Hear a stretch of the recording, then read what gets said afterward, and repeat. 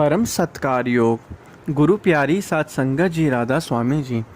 संगत जी, आज हम आपके साथ 24 जून से डेरे में शुरू हुई एक नई सेवा की बात करने जा रहे हैं। यह एक सपने के साकार होने जैसा है और यह सपना हजूर जी का था जो अब पूरा भी हो गया है। होटल जैसी एक सराय डेरे में शुरू हो गई है और हर तरह की आधुनिक सेवा इस सराय में आपको मिलने वाली हैं। पूरी बात विस्तार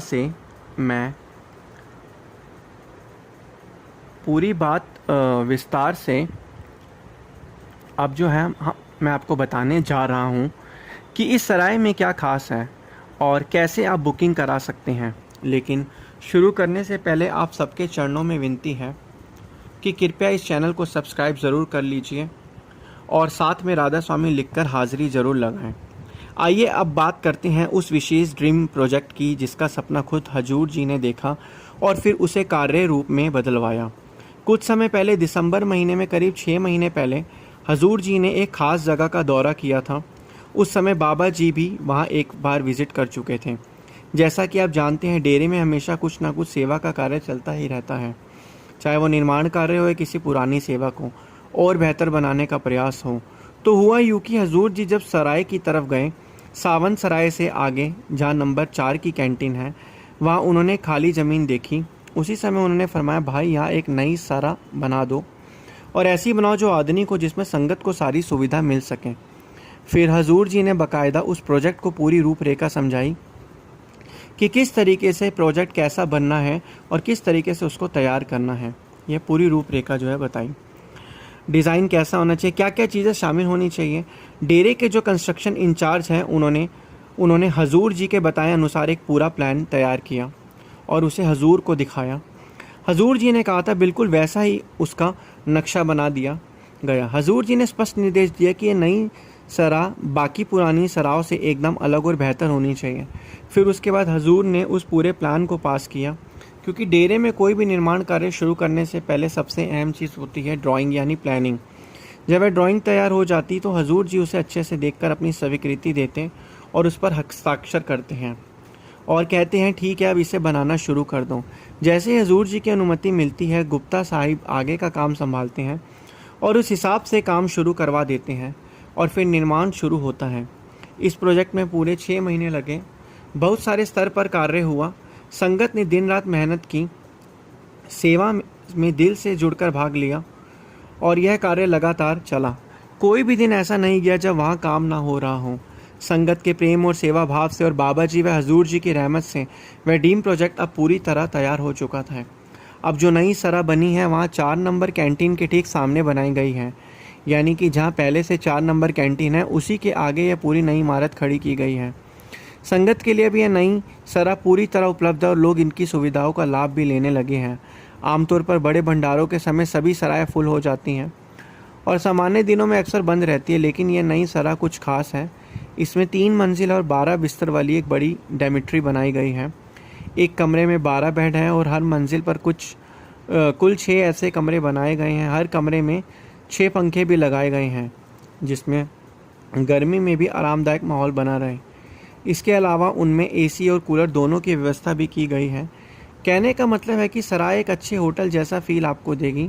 यह पूरी सराय इस तरह बनाई गई है कि संगत को एक शांत और आरामदायक वातावरण मिले, जैसे एक अच्छे हॉस्टल की तरह, जहां ठहरना ना सुविधाजनक हो बल्कि सुकूनदायक भी लगे। अब बात करें टॉयलेट और नहाने की जगह की, तो इस भवन में विशेष ध्यान रखा गया है। एक ही बाथरूम ब्लॉक में 18 टॉयलेट्स बनाए गए हैं, जिसमें एक साथ 18 लोग आसानी से उपयोग कर सकें और नहाने के लिए भी 15 शावर पॉइंट्स तैयार किए गए हैं और यह सुविधाएं 3 अलग अलग मंजिलों पर फैली हुई हैं, ताकि किसी को कोई भी परेशानी ना हो और भीड़ भाड़ से बचा जा सके। एक और बहुत बड़ी सहूलियत यह है कि इस नए सर्रा के ठीक सामने 4 नंबर कैंटीन मौजूद है, यानी कि अगर किसी को भूख लगती है, कुछ खाने की ज़रूरत होती है, तो उसे 2 नंबर या 3 नंबर कैंटीन तक दूर जाने की ज़रूरत नहीं है। 4 नंबर कैंटीन में आपको पूड़ियाँ, लड्डू और जो भी सामान्य रूप से बाकी कैंटीन में मिलता है, सब कुछ वहीं उपलब्ध है। यह नई कैंटीन और सर्रा की सेवा 24 जून 2025 से चालू हो चुकी है और अब संगत इन सभी सुविधाओं का पूरा लाभ उठा सकती हैं। अब सवाल आता है, डेरा ब्यास में यह अकोमोडेशन कैसे बुक किया जाए। इसके लिए आप ब्यास के आधिकारिक नंबरों पर कॉल करें, जानकारी ले सकते हैं। अक्सर संगत पूछती है कि अगर हमें भंडारे के समय आना है तो बुकिंग कैसे करें। देखिए, डेरा एक सीमित जगह है, हॉस्टलों की संख्या गिनी चुनी होती है, लेकिन संगत का कोई अंत नहीं। इसलिए अगर आप किसी भी बड़े प्रोग्राम या भंडारे में आना चाहते हैं तो कम से कम 2 महीने पहले बुकिंग करवा लेनी चाहिए। मान लीजिए सितंबर में सत्संग है तो जुलाई में ही फॉर्म भर के आधार कार्ड लगाकर बुकिंग करवा लेना समझदारी होगी। जो लोग सोचते हैं बस भंडारे से 5-10 दिन पहले जगह मिल जाए, ऐसा बहुत मुश्किल ही नहीं बल्कि नामुमकिन होता है। इतने कम समय में जगह मिलना लगभग नामुमकिन होता है। अब ये सवाल उठता है कि डेरा ब्यास में रहने की सुविधा किसे दी जाती है। तो इसका सीधा उत्तर है, जो संगत पंजाब से या डेरे से 100 किलोमीटर के दायरे में रहती हैं उन्हें आमतौर पर शेड्स में जगह मिलती है, लेकिन सरवा गेस्ट हाउस आमतौर पर उन्हें नहीं दी जाती, क्योंकि पंजाब वाले अक्सर डेरा ऐप डाउनलोड कर लेते हैं, मतलब सुबह आए शाम लौट गए। लेकिन जो संगत दूर दराज से आती है जैसे दिल्ली, हरियाणा, मध्य प्रदेश, हिमाचल आदि से, तो उन्हें सर्रा में रहने की प्राथमिकता दी जाती है। मान लीजिए कोई व्यक्ति मध्य प्रदेश से आ रहा है, उसे डेरा में 1 हफ्ता ठहरना है, तो वह अपने आने जाने की तारीखें लिखकर पहले ही आवेदन करता है, फला तारीख को आ रहा है और फला तक ठहरेगा। फिर ब्यास की बुकिंग टीम उसकी ज़रूरत के मुताबिक व्यवस्था करती है। यह प्रक्रिया लेटर या SMS के ज़रिए भी की जा सकती है। एक बार बुकिंग हो जाती है तो भंडारे या सत्संग के समय आपको किसी भी प्रकार की सुविधा नहीं होती। अगर आपकी बुकिंग हो जाती है तो डेरे जाते समय आपको बस अपने साथ अपना आधार कार्ड रखने की ज़रूरत होगी। संगत जी, यकीन मानिए यह सराय दूसरी सराय से एकदम अलग और एक अच्छे होटल जैसी फील देता है। इसलिए अगर आप यहाँ रुकना चाहते हैं तो आवेदन जल्दी से जल्दी कर लीजिए। हम सब देख रहे हैं कि संगत की सुख सुविधा के लिए बाबा जी और हजूर जी निरंतर प्रयास करते हैं, इसलिए हमें भी डेरे जाकर अनुशासन नहीं तोड़ना है। ऐसा मैं इसलिए कह रहा हूँ क्योंकि अभी 3 से 4 महीने पहले की बात है। संगत में से ही किसी ने मुझे बताया था कि एक परिवार को हॉस्टल अलॉट हुआ था और उस परिवार ने हॉस्टल के नियमों की धज्जियां उड़ा दी थी। उसके बाद डेरे ने जो एक्शन उन पर लिया, विस्तार से सुनिए। हुआ कुछ यूँ था कि एक परिवार अपने 3 बच्चों के साथ डेरा ब्यास के हॉस्टल में ठहरा हुआ था। यह तो आप भी जानते होंगे कि हॉस्टल का नियम है, वहाँ के कमरों में खाना पीना ले जाना सख्त मना है। लेकिन उस दिन इस परिवार ने न केवल इस नियम का उल्लंघन किया बल्कि बुजुर्ग सेवादार बहन के साथ बेहूदगी भी से पेश भी आए। असल में पति पत्नी कैंटीन से 4 कुछ खाने पीने का सामान लेकर सीधा कमरे में की ओर लौट रहे थे और तभी दरवाजे पर खड़ी एक बुजुर्ग सेवादार ने उन्हें विनम्रता से रोकर कहा, बेटा हॉस्टल के नियमों के मुताबिक आप यहाँ खाना अंदर नहीं ले जा सकते। लेकिन उस पति पत्नी ने बजाय सेवादार की बात को समझने के उल्टा बहस शुरू कर दी। आवाज़ ऊंची होती चली गई। उन्होंने कहा, हमारे बच्चे भूखे हैं, क्या हम उन्हें खाना भी नहीं खिला सकते? ये कैसा नियम है?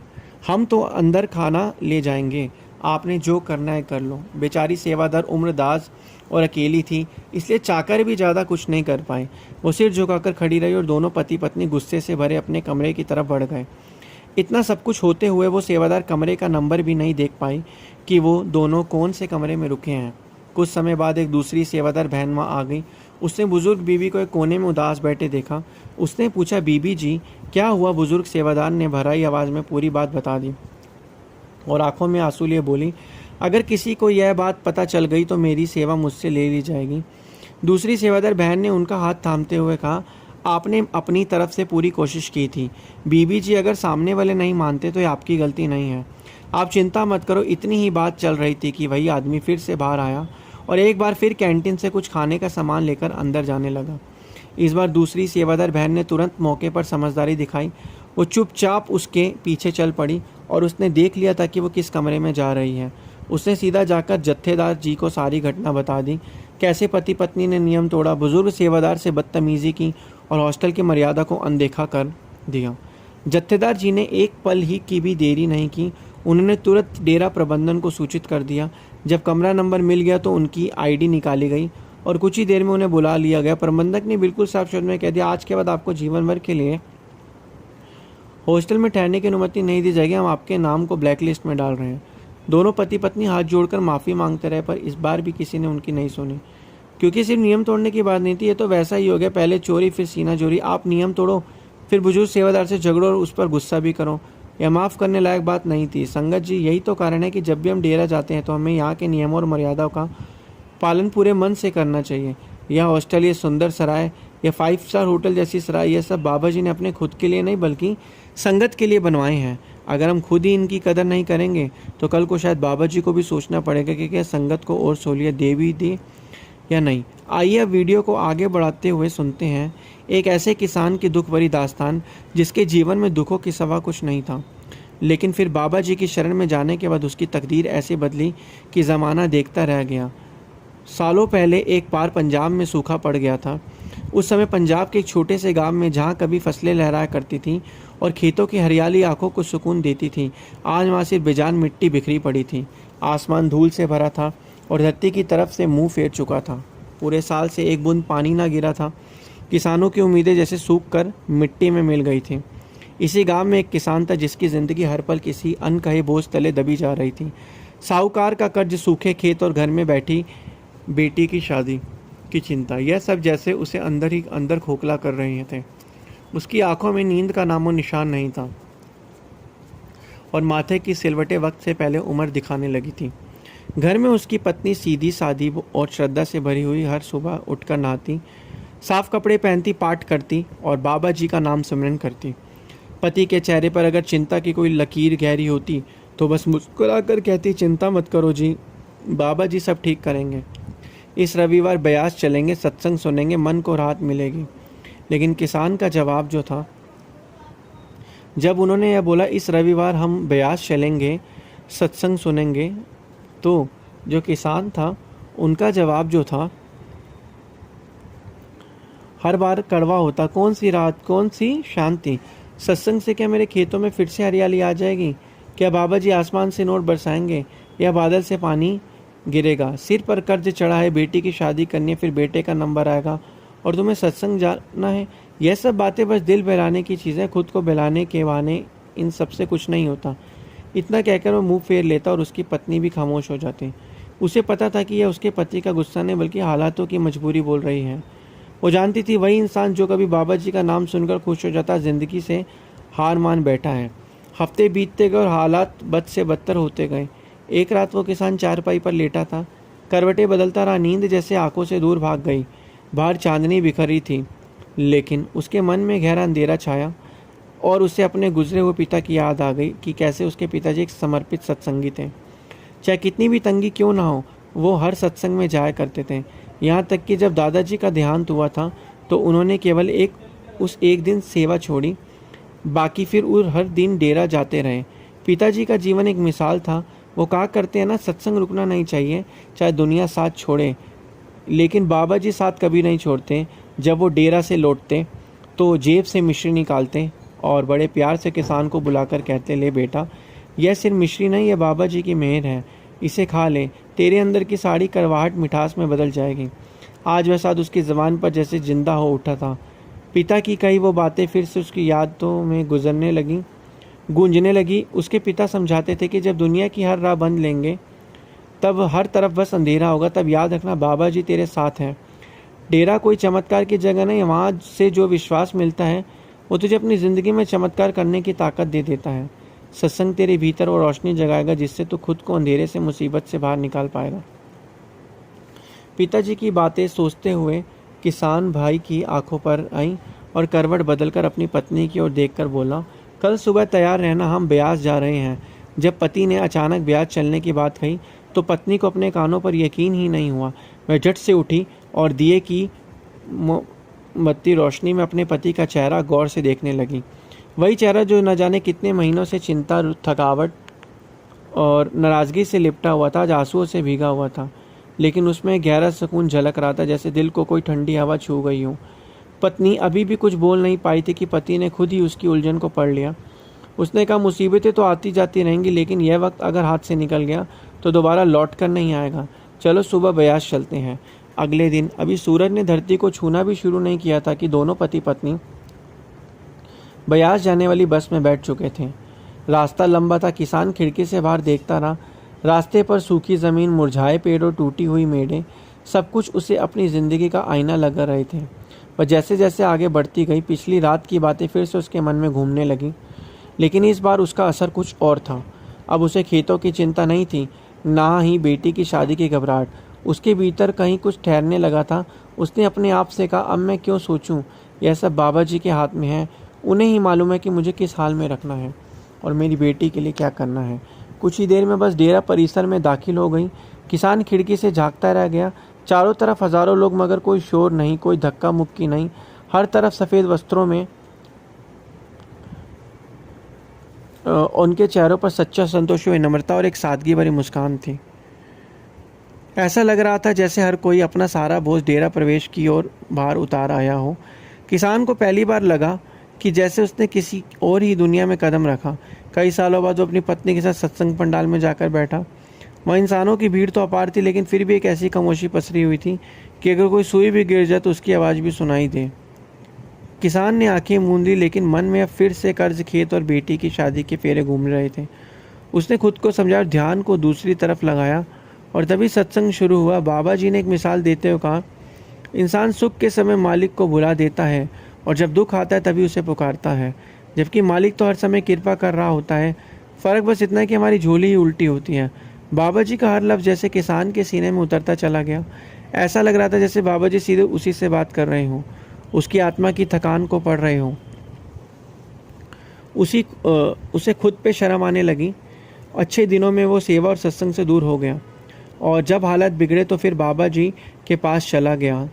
और बाबा जी ने सत्संग के दौरान आगे कहा, जब भी कुछ मांगना हो तो मालिक से दुनियावी शौहरत या दौलत मत मांगना, उससे नाम की दौलत मांगना। अगर उसकी दया से अनमोल खजाना मिल गया तो फिर बाहर की सारी दौलत फीकी लगने लगेगी, क्योंकि जो दौलत हम यहाँ जोड़ते हैं ये वहीं छूट जाती है। लेकिन नाम की दौलत वह जो मन को ठंडक देती है और इस जीवन के बाद भी साथ चलती है। किसान उन शब्दों में ऐसा डूब गया कि उसे एहसास ही नहीं हुआ कब उसकी आंखों से अश्रु बहने लगे। पहली बार उसने खुद से सवाल किया, और यह बरसों से क्या क्या मांगता रहा। कभी बारिश की फरियाद, लेकिन तो कभी कर्ज उतरने की, लेकिन कभी यह नहीं समझा कि मालिक ने असल में समझ और हिम्मत मांगनी चाहिए थी, ताकि वो हालात को सह भी सकूं, बदल भी सकूं। सत्संग पूरा हुआ। हजारों की संख्या में लोग अनुशासन के प्रसाद लेने की कतार में खड़े हुए थे। किसान भी अपनी पत्नी के साथ उसी कतार में शामिल हो गया। जब अब उसके मन में कोई ख्वाहिश नहीं थी, कोई शिकवा नहीं था, भीतर सिर्फ गहरा सुकून था और मालिक के प्रति पूर्ण समर्पण का भाव था। जब उसकी बारी आई तो उसने धीरे से अपनी हथेली आगे बढ़ा दी। एक मुस्कुराता सेवादार बोला, राधा स्वामी, और उसकी हथेली पर मिश्री के प्रसाद के पैकेट को रख दिया। वही सफ़ेद छोटे छोटे टुकड़े जिनमें उसका बचपन घुला हुआ था। वो कुछ देर वहीं खड़ा रहा। उसकी आंखों से गिरते आंसू मिश्री के दानों को भिगोने लगे। उसे वो दिन याद आने लगे जब उसके पिताजी सत्संग से लौटकर हर बार उसके हाथ पर मिश्री रखते और कहते, ले बेटा, ये ऐसी मिठास नहीं है, बाबा जी की मेहर है। उसने कांपते हाथों से मुट्ठी बंद की और उस प्रसाद को देखा, जो सिर्फ मिश्री नहीं बल्कि जिंदगी के हर कड़वे पल को मीठा कर देने वाला कोई चमत्कार हो।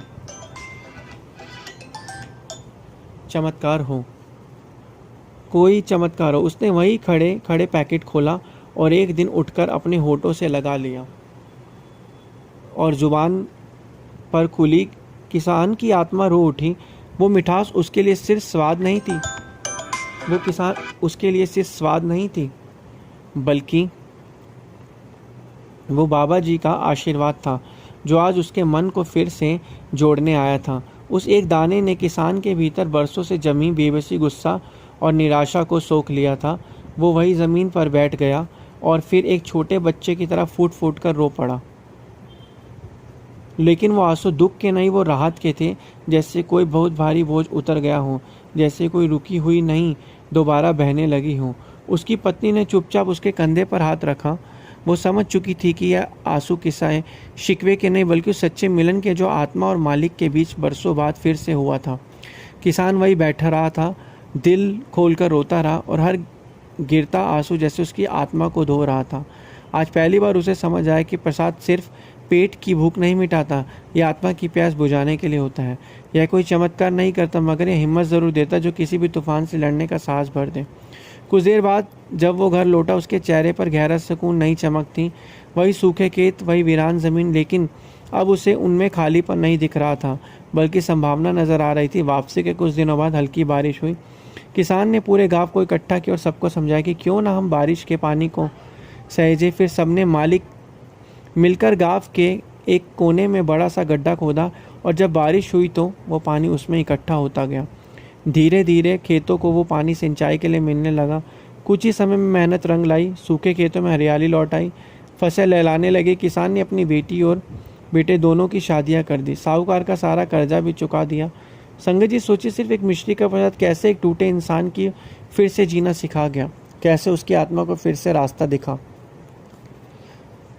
और किस तरीके से जो है छोटा सा प्रसाद रोशनी बन गया। अगर आपके जीवन में भी मिश्री